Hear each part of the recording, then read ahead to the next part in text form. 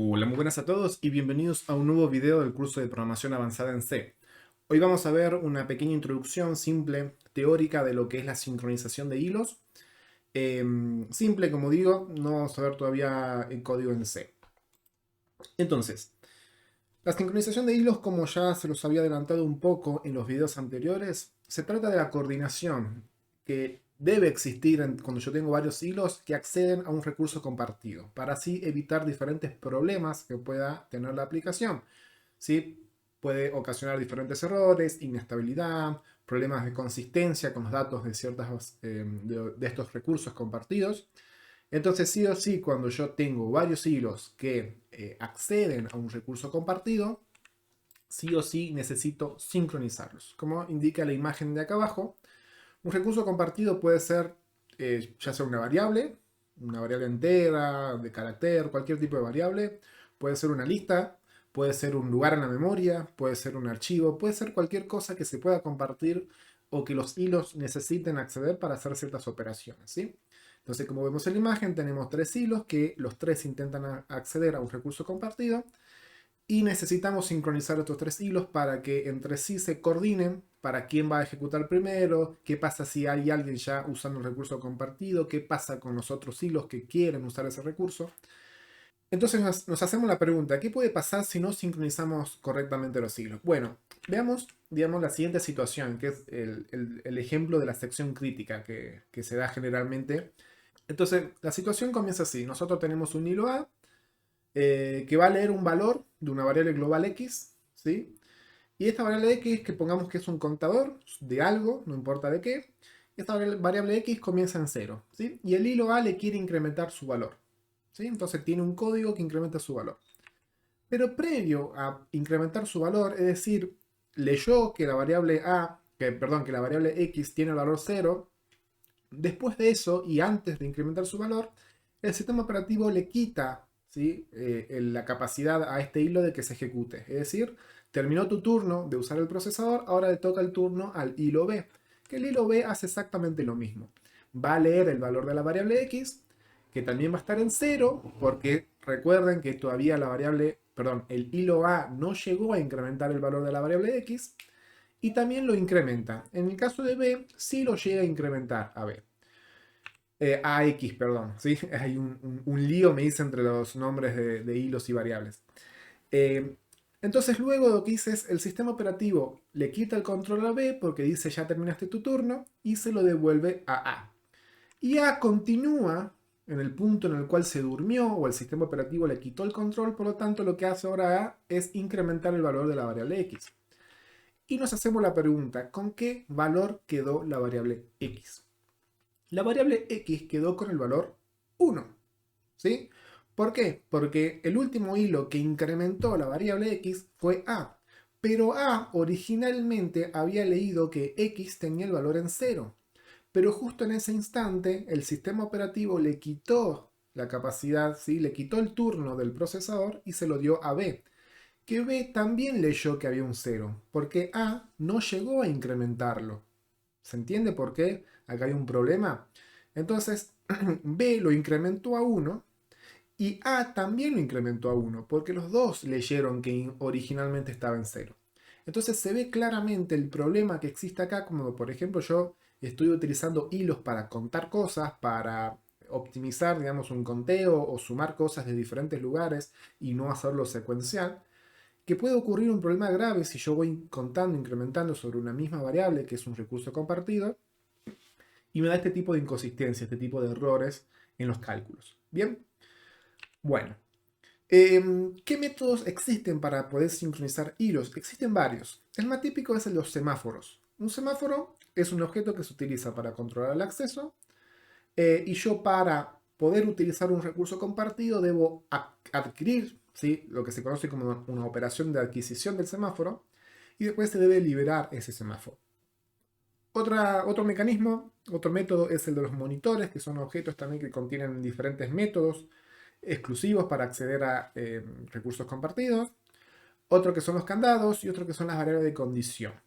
El que nosotros vamos a perdón, en el cual nos vamos a centrar es en el de los semáforos, que es el más ampliamente utilizado y el que más van a encontrar por ahí, que se utiliza en la práctica, es el uso de semáforos. ¿Qué es un semáforo?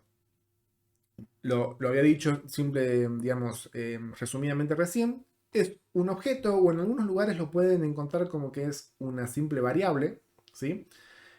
Quizá dependiendo del tipo de paradigma de programación que se utilice para programar un semáforo, generalmente los diferentes lenguajes de programación, incluso ya el sistema operativo, tiene librerías para implementarse o para que se use directamente un semáforo, ya que el semáforo a nivel, veámoslo, a nivel ensamblador, a nivel código binario prácticamente, en su momento se creó una operación exclusiva. ¿Por qué? ¿Por qué les digo esto? Porque no sé si en algún momento se los dije que una línea de lenguaje de alto nivel son varias líneas del lenguaje código, del lenguaje binario o del lenguaje ensamblador. Y el procesador sí o sí siempre tiene que ejecutar una línea de lenguaje ensamblador. Entonces, el procesador no puede cortar la ejecución de un proceso en medio, a mitad de una instrucción de lenguaje ensamblador. Entonces, en su momento, le di toda esta explicación para explicar que en su momento se creó una instrucción especial para la sincronización cuando se empezó a utilizar lo que es la programación concurrente. Y el semáforo hace uso de esta instrucción específica. Bien, una vez hecho este repertorio, lo que les decía que el semáforo fueron inventados por Dijkstra, ¿sí? El gran matemático del algoritmo del camino mínimo en grafos. Y como les dije, es el mecanismo más común para el acceso concurrente a recursos compartidos. Un semáforo tiene principalmente tres operaciones. Una inicialización del semáforo, una operación P o una operación B. ¿Sí? En la literatura o en los libros lo van a encontrar así. Simplemente, ¿qué significa esto? Eta P y B vienen, si no me equivoco, de la traducción del idioma, no me acuerdo si alemán, holandés, ¿sí? La verdad acá no me acuerdo, pero es simplemente una operación de adquisición del semáforo y una operación de liberación del semáforo. ¿Cómo funcionan estas tres operaciones? ¿Cómo funciona un semáforo en realidad? Un semáforo, el inicia, ¿qué hace? Inicializa la variable del semáforo, que le vamos a poner el nombre S. Por eso digo que en muchos lugares lo van a encontrar como que es una variable entera. Un semáforo es una variable entera, es una variable contador. ¿Sí? ¿Por qué? Porque guarda un número. Y a través de ese número va a determinar si un recurso yo puedo utilizarlo o no. Los semáforos más famosos son los semáforos de tipo binario, que ya vamos a dar un ejemplo medio teórico para que se entienda. La operación P, que es la operación de adquisición, lo que quiere decir la operación P es que yo quiero entrar o quiero utilizar un recurso compartido. ¿Sí? Lo veamos de esa manera. Yo quiero utilizar un recurso compartido. Por lo tanto, para yo utilizar un recurso compartido, tengo que solicitar el semáforo. Es como que hay un guardia, hay una persona que está vigilando a la entrada del código y yo le tengo que pedir permiso a esa persona para yo acceder a ese recurso compartido. Entonces, ¿cómo es la lógica? Cuando esa variable S, que es el semáforo en sí, es mayor que 0, es decir, tiene un valor, sí, eso, distinto de 0, mayor a 0, significa que el recurso yo lo puedo utilizar, está disponible. Y lo que hace es decrementar esa variable del semáforo, es decir, ahora el recurso está disponible en -1. ¿Sí? Ya vamos a ver por qué esto es así. Y si el S no es mayor que 0, es decir, está en 0, significa que el recurso está ocupado, es decir, no lo puedo utilizar. Entonces me duermo. Y es lo que dice ahí con la operación wait. Espero. Espero que el recurso se libere. El hilo se duerme y espera ahí, latente, a que alguien lo despierte. Entonces, cuando S está en 0, significa que el recurso está siendo utilizado y no puedo acceder a lo que haya debajo de este llamado AP, de este llamado a la adquisición del semáforo. ¿Sí? Entonces el P siempre lo tengo que poner inmediatamente antes de la sección crítica. ¿Sí? La sección crítica yo les había dicho que es esta porción de código que va a acceder a un recurso compartido. Entonces inmediatamente antes yo pongo este guardia, esta persona que vigila el código, lo pongo antes. Y después de que yo termino de hacer todas las operaciones, tengo que llamar al método o a la función B, que es la de la liberación del semáforo. La liberación del semáforo es como otra persona que dice, bueno, ¿qué hace? Pregunta si no hay procesos bloqueados. ¿Sí?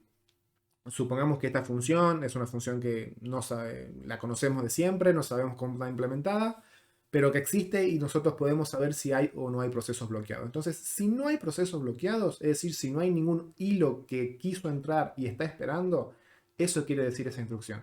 Si no hay ningún hilo que quiso entrar a la sección crítica y está esperando, entonces listo, incremento la variable semáforo y me voy.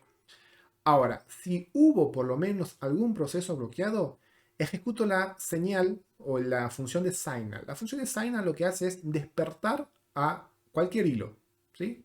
Acá la verdad no me acuerdo si a un hilo, ¿sí? No me acuerdo si despertaba al primero o al azar. Acá la verdad que no me acuerdo, pero despierta a un solo hilo de todos los que están esperando. Entonces, ese hilo cuando se despierte, ¿sí? Va a poder avanzar porque se había quedado en este punto, entonces va a finalizar la función de adquisición y va a poder entrar a la sección crítica. ¿Se entiende? Bueno, el semáforo más típico es el semáforo binario, que es cuando el semáforo puede tomar solamente dos valores, 0 o 1. El recurso está o no está disponible, porque es un solo recurso. Entonces, yo digo, S empieza en 1, es decir, el recurso está disponible. Cuando entra un hilo y quiere ese recurso, lo pone en 0. ¿Por qué? Porque lo decrementa. Entonces, el siguiente hilo que venga va a preguntar por S si es mayor que 0 o no. Estás en 0 porque hay un hilo que lo está ejecutando. Cuando ese primer hilo termine en la sección crítica, lo va a incrementar en 1. Entonces lo va a pasar de 0 a 1 como que está disponible. Y sigue, digamos. ¿Por qué cuando yo despierto un hilo no se incrementa la variable? Porque al yo despertar un hilo, inmediatamente el hilo que estaba dormido pasa a utilizar el recurso compartido. No es que lo libera el recurso compartido. Por eso no se incrementa. Porque el recurso sigue siendo en 0. Es como que le pasé la posta a otro hilo, ¿sí? Le pasó el control a otro hilo. Entonces el recurso en ese pasaje nunca se liberó, por eso no se incrementa 1. Solo se incrementa 1 cuando yo digo, bueno, no hay ningún hilo esperando, ahora sí lo incremento. Los semáforos también se utilizan cuando yo tengo muchos recursos compartidos, que es el caso de los semáforos no binarios, cuando este S puede valer 3, 4, 5, que ya lo vamos a ver más adelante. ¿Qué pasa cuando yo, digamos, no necesariamente un hilo puede entrar a la sección crítica, sino que pueden entrar varios, ¿sí? Por ejemplo 5 y más de 5 ya no, ¿sí? Hay ejemplos de eso y lo vamos a ver en su momento. Entonces, este es el funcionamiento de lo que es el semáforo, que es el mecanismo que nosotros vamos a ver para sincronizar hilos. Quizás puede parecer un poco complejo, así en la teoría, en los métodos, en cómo funciona, pero no quería perder la oportunidad de explicarles cómo funciona un semáforo para que conozcan la base y no se queden simplemente con que tiene dos funciones, adquirir y soltar, sino que entiendan el por qué se hace así y el por qué lo hace y cómo lo hace así, cómo lo hace, perdón. Eh, pero quizás se va a entender mejor en la práctica, como todo concepto teórico, cuando vayamos a la práctica y veamos en código que es bastante sencillo, ¿sí?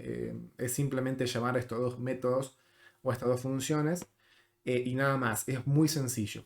Pero como digo, no quería dejar pasar en este curso la explicación teórica de cómo funciona un semáforo. Así que como siempre les digo, cualquier duda me lo dejan en los comentarios y nos estaremos viendo ya en el próximo video con el código en C de la sincronización con semáforos.